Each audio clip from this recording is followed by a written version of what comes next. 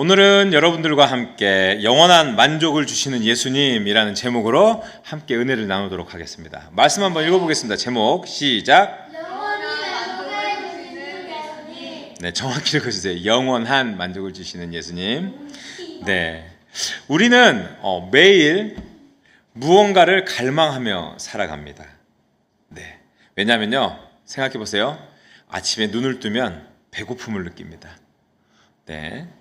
그리고 음식을 찾아서 허기를 채우죠. 맞습니다. 그리고 어른들은요, 더 좋은 집, 더 좋은 직장, 더 많은 재산을 얻기 위해서 쉴 새 없이 일을 합니다. 그러나 세상의 것들로 채워지는 만족은요, 잠시뿐이에요. 왜냐하면 맛있는 음식을 먹어도 몇 시간 지나면 어때요? 다시 배고파요. 맞아요. 다시 배가 고픕니다. 네, 또 먹고 싶습니다. 원하는 것을 가졌어요. 내가 이 장난감을 가졌는데 갖고 나면 어때요?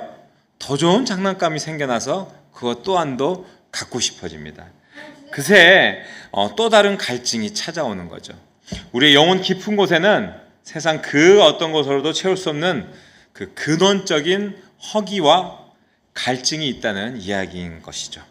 우리가 함께 나눌 오늘 말씀 잘 읽었죠? 6장의 말씀은 바로 이 영원한 갈증에 대한 해답을 제시하고 있는데요.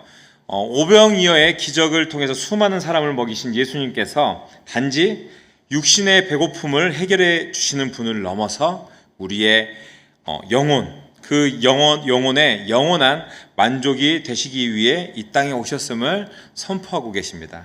오늘 말씀을 통해서 썩어 없어질 양식이 아닌 영원한 생명을 주는 생명의 떡이라고 하셨거든요. 스스로에게 그 생명의 떡이신 예수님을 여러분들 만날 수 있기를 주님의 이름으로 축복합니다. 네, 그래서 그분을 믿는 믿음 안에서 참된 만족과 또 영생의 소망을 발견하는 귀한 시간이 되기를 소망합니다.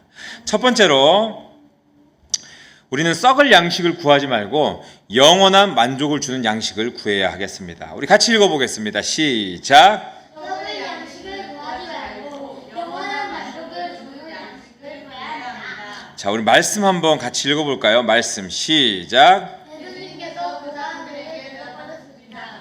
내가 너희에게 진리를 말한다. 너희가 나를 찾는 것은 내가 행한 표적을 보았기 때문이 아니라 빵을 썩어 없어지는 음식을 위해 일하지 말고 영원히 있어서 영생을 주는 음식을 위해 일하여 인자는 너희에게 그런 음식을 줄 것이다. 하나님 아버지께서 인자가 이런 일을 행하는 것을 허락하셨다. 아멘. 네, 아멘. 말씀을 보면요, 이 오병이어의 기적을 체험한 무리는 다음 날 예수님을 애타게 찾아다녔습니다. 그 사람들은 배를 타고 갈릴리 바다를 건너서 가버나움까지 예수님을 쫓아왔던 것이죠. 예수님을 찾아 그곳까지 찾아왔던 그들의 그 열심이 어때요? 좀 대단해 보였잖아요. 참 대단해 보였는데, 그런데 예수님께서는 우리가 생각하는 것처럼 그 사람들 예수님을 찾아올 정도로 그런 열심이 있네? 라고 그렇게 생각하시진 않았어요. 왜냐하면은 그들이 예수님을 메시아로 인정하고 또 큰 믿음이 생겨서 찾아온 것이어야 했는데 그렇지 않았기 때문인 거죠. 그들의 중심에 있는 그들의 동기를 정확하게 예수님께서는 꿰뚫어 보셨습니다. 그들이 예수님을 찾은 이유가 기적 속에 담긴 하나님의 아들이라는 그 표적을 보아야 했는데 그게 아니었어요.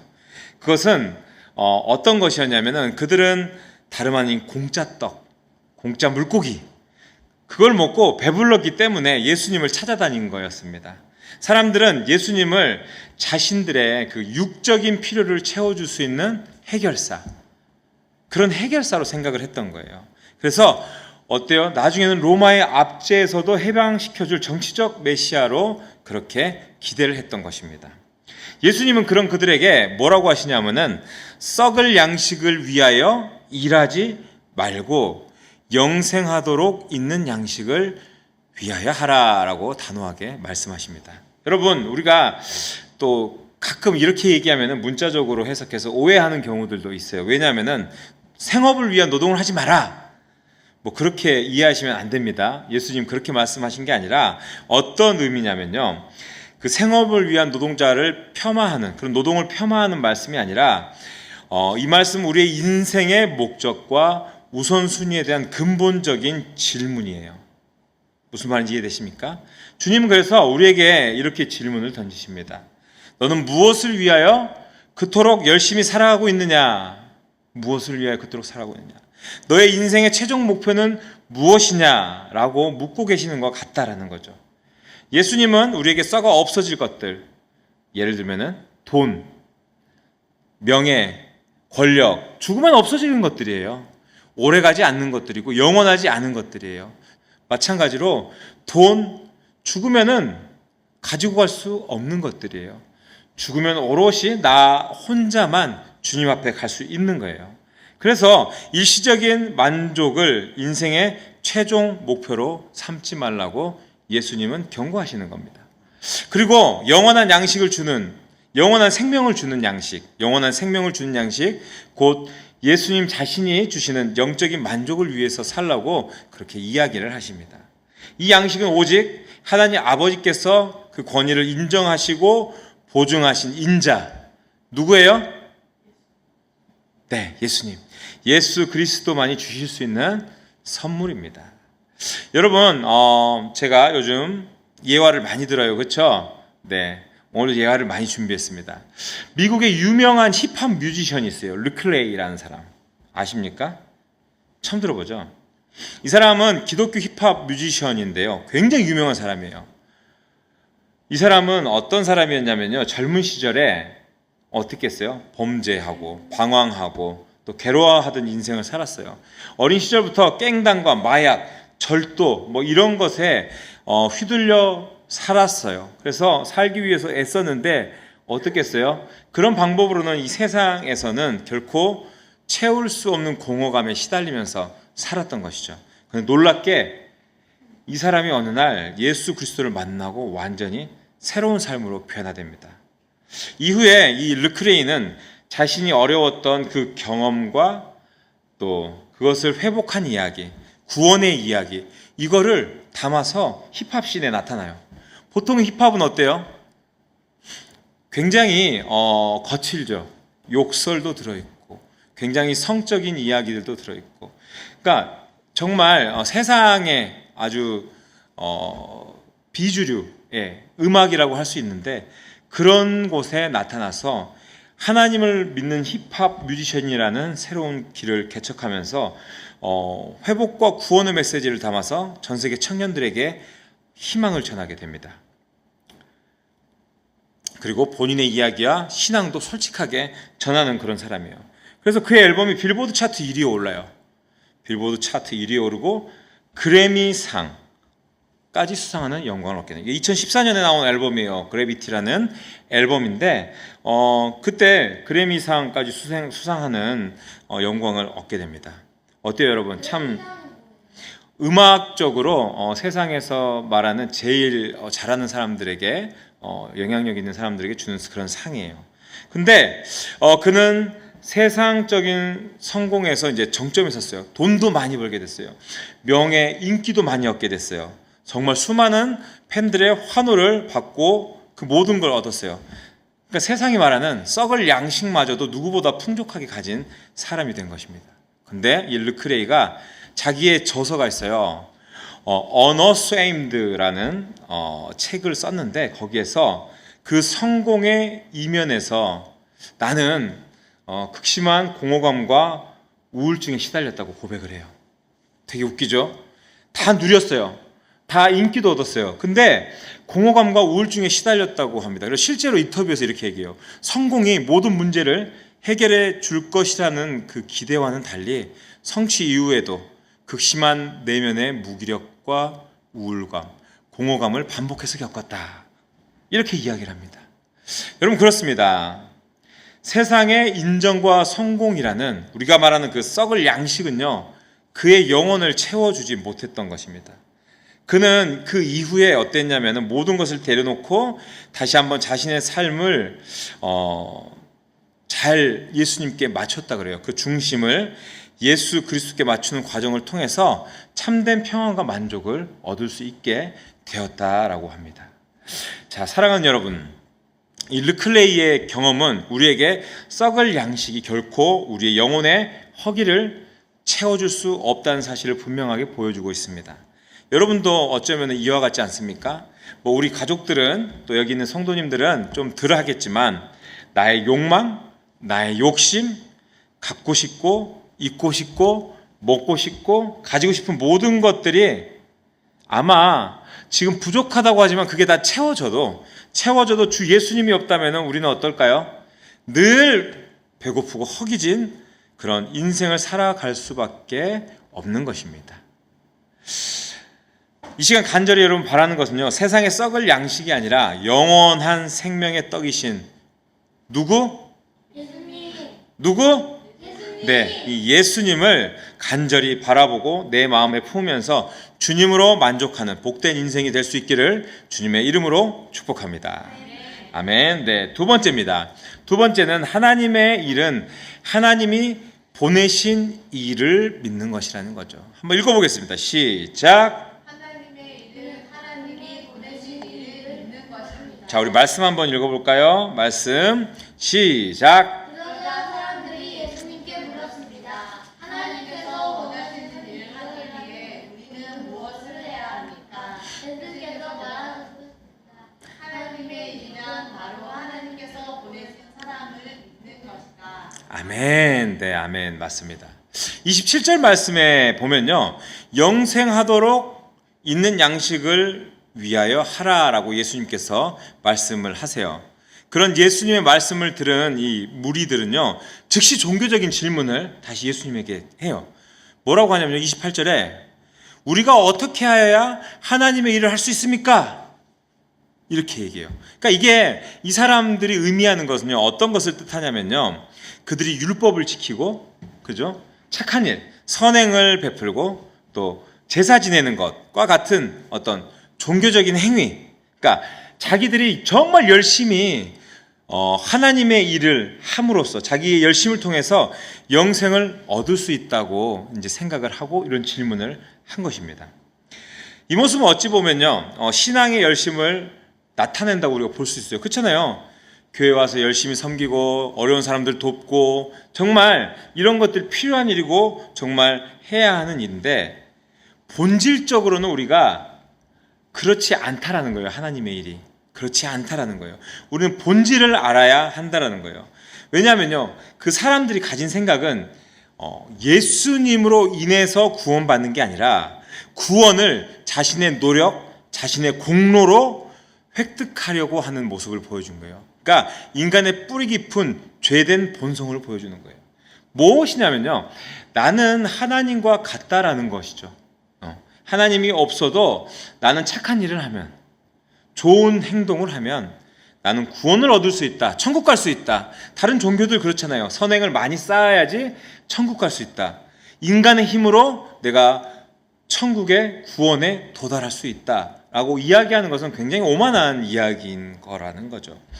우리의 힘과 능력으로 무엇을 해야 하는가, 이것이 그들의 최대 관심사였던 것입니다. 근데 예수님께서 뭐라고 하셨냐면요, 그들의 생각을 완전히 뒤집는 혁명적인 대답을 해주세요. 예수님은 그들의 기대와 달리 이렇게 말씀하십니다. 29절에 제가 읽어보겠습니다. 예수님께서 대답하셨습니다.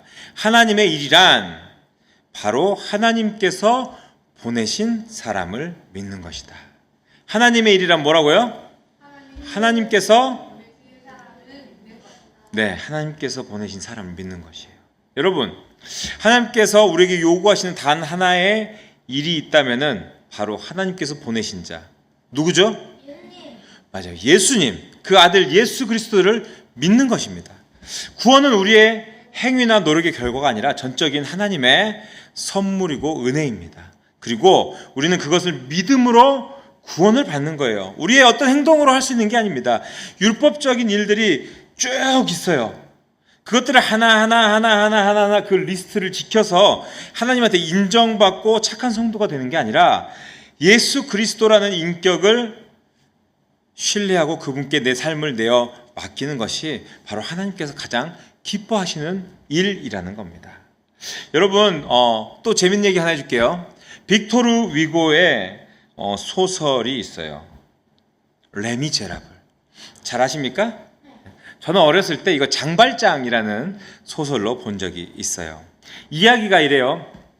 장발장이 너무너무 배가 고프고 가난해서 어린 시절에 빵 한 조각을 훔치려다가 실패하고 19년간 감옥에 잡혀 들어갑니다. 그렇죠? 그래서 노역하고 그렇게 살다가 가석방으로, 완전히 석방한 게 아니라 가석방으로 풀려나게 되는데, 장발장의 마음은 어땠냐면요, 그때 당시에 내가 빵 한 조각 훔친 걸로 19년을 살아야 해 라는 마음에 어때요? 세상에 대한 분노와 증오로 가득 차 있던 상태였어요. 그래서 오갈 데가 없었는데 그에게 누군가 잠자리를 제공해 줍니다. 먹을 것과 잠자리를. 누구냐면은 미리엘 주교라는 사람이에요. 미리엘 주교. 근데 이 사람에게 감사하기는커녕 그가 가지고 있는 은식기를 훔쳐서 수도원에서 도망쳐 나옵니다. 하지만 얼마 못 가서 이 경찰에게 잡힌 장발장은요, 이 훔친 물건들을 나는 선물 받았다라고 거짓말을 하고 그걸 확인하기 위해 수도원에 끌려가게 되는데, 그런 장발장에게 미리엘 주교가 이렇게 얘기해요. 왜 내가 준 선물을 다 가져가지 않고 일부만 가져갔냐? 내가 은초대도 가져가라 했는데 너는 왜 식기만 가져갔냐 하면서 은초대를 건네줍니다. 그리고 이런 미리엘 주교의 거듭된 사랑은 어떻겠어요? 장발장의 지난 삶을 뉘우치게 하는, 또 그리고 새로운 인생을 살게 하는 시작점이 됩니다. 여기에 처음부터 어떤 사람이 나오냐면요, 장발장의 뒤를 쫓는 자베르 경감이라는 사람이 나와요. 자베르 경감. 그러니까 이 사람은 좀 아까 제가 얘기했던 행위의 의를 상징하는 사람입니다. 이 행위 자체가 의가 되는 사람이에요. 자베르 경감은 평생을 법과 원칙, 정의, 어떤 이런 자신의 신념을 위해서 살았던 인물이에요. 그런데 그런 그에게 세상은 어떻겠어요? 세상은 선과 악, 그리고 잘하면 상을 주고 잘못하면 처벌을 받아야 한다는 그런 이분법적 생각으로 그렇게 명확하게 나뉘어져 있었는데, 그런데 그렇게 살던 그가 평생 쫓던 죄수 장발장에서 어느 날 조건 없는 용서와 자비를 경험하게 됩니다. 한마디로 어떤 사건이 있었는데요, 나중에 책으로 보세요. 거기에서 목숨을 살려주게 되는 경우가 생겨요. 그러니까 자신을 괴롭히고 평생을 쫓아다니면서 자신을 힘들게 했던 그 사람, 그냥 죽게 내버려뒀어도 되는 건데, 어떻게 보면 그럴 수 있어요. 야, 복수의 순간, 자, 저렇게 살더니 독한 것 잘 죽어라 라고 할 수 있었는데, 그런 게 아니라 그 사람을 용서하고 또 그 죽음에서 구해주게 됩니다. 그러자 어떻게 됐겠어요? 철저히 정말 이분법적으로 살았던 그런 자베르 경감의 세계는 송두리쳐 무너져 버립니다. 그리고 이 자베르는 자신의 노력과 신념으로는 도저히 이해할 수 없는 그 은혜 앞에서 나는 어떻게 살아야 하는가 정말 알 수 없었고, 결국에는 스스로 목숨을 끊어요. 이 책에서. 반면 장발장의 삶을 변화시킨 것은 감옥에서 어때요? 정말 힘들게 노력하면서 너 반성해 해서 그가 바뀐 게 아니고, 정말 선하게 살려고 내가 결심 한번 해보자 해서 그렇게 결심했던 것이 아니고, 그의 삶을 바꿔준 것은 이 미리엘 주교가 베풀었던 나는 그대의 영혼을 사서 하나님께 바칩니다 라는 어떤 그런 충격적인 고백, 사랑, 용서, 정말 값없이 주어진 은혜로 인해서 변화됐던 것입니다. 장발장은 어때요? 그 은혜를 믿음으로 받아들였을 때 비로소 새로운 삶을 시작하게 된 것이죠. 오늘 말씀을 통해서 하나님의 일이란 무엇인가를 우리가 고민했습니다. 하나님의 일은 무엇일까요? 예수님께서는 이것에 대해서 명확하게 하나님께서 보내신 일을 뭐라고요? 맞아요. 예수님을 믿는 게 무슨 일이라고요? 네, 하나님의 일이라고 하십니다. 우리의 구원과 인생의 변화는 우리의 노력, 우리의 행위, 우리의 자격, 거기에서 비롯되는 게 아니에요. 오직 예수 그리스도를 믿는 그 믿음에서 출발하는 것입니다. 간단합니다. 레미제라블의 이 자베르가 끝내 누리지 못했던 평안과 자유, 그리고 장발장이 누린 새로운 삶의 시작, 그 차이는 행위에 대한 집착이냐 아니면 값없이 주어진 그 은혜를 믿음으로 받아들이냐 하는 차이였던 것입니다. 자베르는 하나님의 자리를 어쩌면요 스스로 차지하고 이것은 옳아, 이것은 틀렸어, 사람들을 딱딱 나눠서 판단하려고 했습니다. 반대로 장발장은 이 미리엘 주교의 용서와 사랑 속에서 새 사람이 되는 은혜를 믿음으로 받게 된 것이죠. 자, 우리 역시 예수님 앞에서 그런 생각할 때 있어요. 내가 뭘 해야 인정을 받지? 이렇게 묻기 쉽습니다. 하지만 예수님은 뭐라고 그러시냐면 나를 믿어라, 나를. 하나님이 보내신 나를 믿는 것이 그것이 하나님의 일이다. 우리가 하나님을 정말 신뢰하고 또 하나님께서 보내신 그 예수님을 진정으로 믿는다면은 그 다음에 하나님께 인정받기 위해서가 아니라 내 마음의 헌신이 나타나서 교회도 청소하고 하나님도 사랑하고 또 내 이웃도 사랑할 수 있는 모습들이 드러나게 됩니다. 지금도 많은 사람들이 교회 다니면서 그래요. 종교적으로 열심 내고 도덕적으로 좀 완벽해지려고 하고 또한 누구를 잘 섬기는 것처럼 보이기는 한데 교회를 벗어나잖아요. 어때요? 세상 사람과 똑같습니다. 그냥 그 일들을 통해서 자기 스스로의 마음의 만족과 또 그것 내가 이만큼 일했으니까 하나님 나에게 복 주시겠지 하는 구원의 확신을 얻으려고 애를 쓰는 것이죠. 그러나 하나님이 원하시는 일은 우리가 어떤 일들을 하는 그런 행위를 보시는 게 아니라 예수 그리스도를 진심으로 신뢰하는 믿음 그 자체를 보십니다. 왜냐하면 그분은 모든 것들을 다 이루신 분이기 때문입니다. 여러분 마음속 깊은 곳에 아직도 내가 부족하다, 더 열심히 살아야지 하나님이 날 사랑할 수도 있을 거야 라고 하는 부담이 있다면요, 여러분들이 이런 부담 떨쳐내시기를 바랍니다. 신앙생활에서, 가정에서, 직장에서 계속해서 인정받기 위해 애쓰다 지치는 분들 너무나 많습니다. 그렇게 신앙생활을 하는 것이 아닙니다. 예수님은 이렇게 말씀하세요. 마태복음 11장 28절에서 수고하고 무거운 짐진 자들아 다 내게로 오라, 내가 너희를 쉬게 하리라 라고 이야기를 하세요. 아멘. 여러분 우리가 해야 할 유일한 일이 무엇입니까? 그것은 바로 하나님이 가장 기뻐하시는 삶은 예수 그리스도를 신뢰하고 우리에게 베푸신 그 은혜를 받아들이는 것입니다. 신앙이란 해야 할 목록, 그 복잡한 그 해야 할 목록들을 해치우는 것이 아니라 하나님의 은혜를 끊임없이 받아들이고 또 꾸밈없이 받아들여서 내 삶이 새로워지는 것, 그것이 신앙인 것입니다. 이 시간 간절히 바라기는 하나님의 은혜와 믿음이 여러분의 인생의 방향을 바꾸고 새로운 시작을 가능케 하시기를 주님의 이름으로 축복합니다. 아멘. 네, 세 번째입니다. 세 번째는 예수님은 하늘에서 내려온 생명의 떡이라는 거죠. 한번 읽어보겠습니다. 시작. 예수님은 하늘에서 내려온 생명의 떡이십니다. 자, 우리 말씀 한번 읽어볼까요? 말씀은 요한복음 6장 33절, 35절, 40절의 말씀입니다. 같이 읽어보도록 하겠습니다. 시작. 하나님의 떡은 하늘에서 내려 세상에 생명을 주는 것이니라. 예수께서 이르시되 나는 생명의 떡이니 내게 오는 자는 결코 죽이지 아니할 터이요 나를 믿는 자는 영원히 목마르지 아니하리라. 내 아버지의 뜻은 아들을 보고 믿는 자마다 영생을 얻는 이것이 마지막 날에 내가 이를 다시 살리리라. 아멘. 네. 31절에 보면 사람들은 여전히 예수님의 말씀을 이해하지 못하고 조상들이 광야에서 먹었던 만나와 같은 또 다른 어떤 기적적인 표적을 요구하는 거예요. 그들의 관심은 어때요? 여전히 눈에 보이는 것, 그러니까 육신적인 것에 머물러 있습니다. 그런데 예수님은 그런 그들의 생각을 바로잡아 주시는데요. 광야에서 주어진 만나는 모세가 줬다고 생각해요. 어떤 사람들은. 근데 그게 아니라 하나님이 이스라엘 백성들을 위해서 주신 것이다. 그것은 일시적인 양식에 불과했다라는 사실을 알려주기 위해서 말씀하십니다. 말씀 한번 읽어볼까요? 32절, 33절입니다. 시작. 진실로 진실로 너희에게 이르노니 모세가 너희에게 하늘로부터 떡을 준 것이 아니다. 네. 하늘로부터 참떡을 주시나니 하나님의 떡은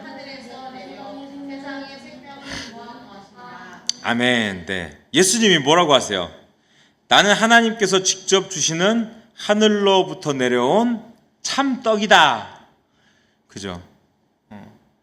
내가 하늘로부터 내려온 떡이다라고 말씀을 하세요. 표현이 재밌죠, 그죠? 네.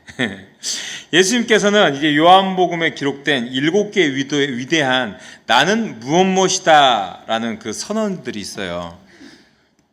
I am 뭐뭐뭐. 그래서 나는 무엇이다. 이 요한복음에 7개가 기록되어 있는데 나중에 시리즈로 한번 이것들을 설교 또 해볼 수 있는 기회를 갖고 해보겠습니다. 나는 무엇이다. 그 첫 번째가 나는 생명의 떡이다라고 선포하신 거죠. I am the bread of life 이렇게 얘기를 하셨어요. 여러분 이 선언은 예수님께서 단순히 생명을 주는 분이 아니라 생명 그 자체이심을 의미하는 신적인 선포예요. 나는 생명 그 자체야. 너네들 육신만 채워주는 것이 아니라 너에게 영원한 생명을 주는 그 생명 자체가 나야 라고 이야기를 한 거예요. 그러니까 그분은 우리에게 그 떡만 주는 것, 우리 영혼의 양식이 되어주시기 때문에 그 떡만 주는 분이 아니다 라고 이야기를 하는데, 그렇다면 이 떡을 먹는 방법이 무엇일까요?